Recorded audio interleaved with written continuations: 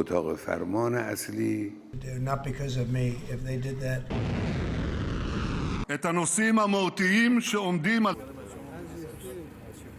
एक तरफ खाड़ी देश सऊदी अरब में रूस अमेरिका के बीच मुलाकात में रूस यूक्रेन जंग को रोकने की कोशिश हो रही है, तो दूसरी तरफ खाड़ी में एक महाजंग की तैयारी हो रही है। एक बार फिर ईरान और इजराइल के बीच भयंकर जंग छिड़ने की आशंका गहरा गई है। दरअसल अमेरिकी खुफिया विभाग की एक रिपोर्ट ने हड़कंप मचा दिया है। रिपोर्ट में कहा गया है कि इजराइल की ओर से ईरान के परमाणु ठिकानों पर हमला किया जा सकता है। यदि ऐसा हुआ तो मध्य पूर्व में एक बड़ी तबाही मच जाएगी।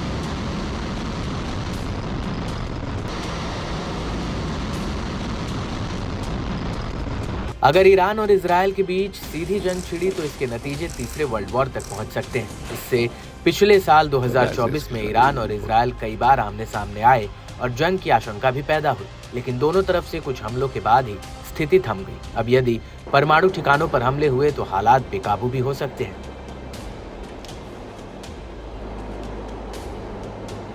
यहाँ देखने वाली बात यह है कि ईरान के परमाणु ठिकानों को लेकर अमेरिकी राष्ट्रपति डोनाल्ड ट्रंप और इजराइल के प्रधानमंत्री बेंजामिन नेतन्याहू के रुख में क्या फर्क है। दरअसल ट्रंप चाहते हैं कि ईरान को सिर्फ और सिर्फ आर्थिक प्रबंधों के जरिए घुटनों पर लाया जा सके, ताकि वो परमाणु हथियार बनाने का सपना छोड़ दें।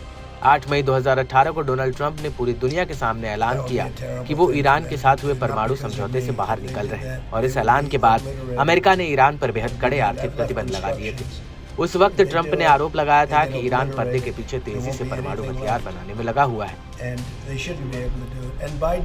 इसके अलावा इंटरनेशनल एटॉमिक एनर्जी को ईरान ने कई ठिकानों पर यूरेनियम के अवशेष मिले थे, जिनको लेकर एजेंसी ने ईरान से इसका सोर्स पूछा था। हालांकि ईरान ने एटॉमिक एनर्जी को इसका कोई ठोस जवाब नहीं दिया था, जिसके बाद ईरान ने एटॉमिक एनर्जी के अधिकारियों के ईरानी परमाणु ठिकानों में एंट्री पर ही बैन लगा दिया था, और यहीं से ये बात साफ हो गई थी कि ईरान तेजी से परमाणु हथियार की तरफ बढ़ रहा है। लेकिन अब अमेरिका की इस खुफिया रिपोर्ट में संकेत मिल रहा है कि ईरान के परमाणु ठिकानों को लेकर इजराइल के मन में कुछ और ही प्लान चल रहा है।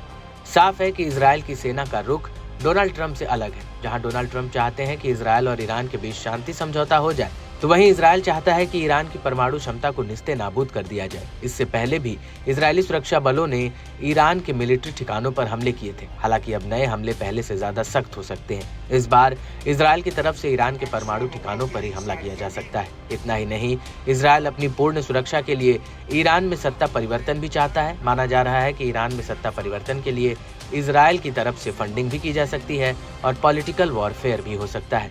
बहरहाल मिडिल ईस्ट में ईरान अमेरिका के लिए एक बहुत बड़ी चुनौती बन गया है, और इसी वजह से इजराइल को ईरान से सीधा खतरा है, क्योंकि लेबनान में हिजबुल्लाह और गाजा में हमास ने इजराइल को बहुत बड़ी चोट दी है। और यही वजह है कि इतने लंबे युद्ध के बावजूद इजराइल ईरान के इन सहयोगी संगठनों को हरा नहीं पाया। यहाँ तक कि हूती के हमलों की वजह से समूचा इजराइल और अमेरिका का एयर डिफेंस सिस्टम हाफने तक लगा था। और अब इसी के चलते युद्ध विराम के बाद इजराइल ईरान को घेरने के लिए हर कोशिश कर रहा है। दरअसल इजरायली पीएम नेतन्याहू ने अमेरिका में राष्ट्रपति ट्रंप से मुलाकात की है, और इस मुलाकात के बाद ट्रंप ने ईरान को लेकर कहा है कि वो तेहरान को भी परमाणु हथियार नहीं बनाने देंगे।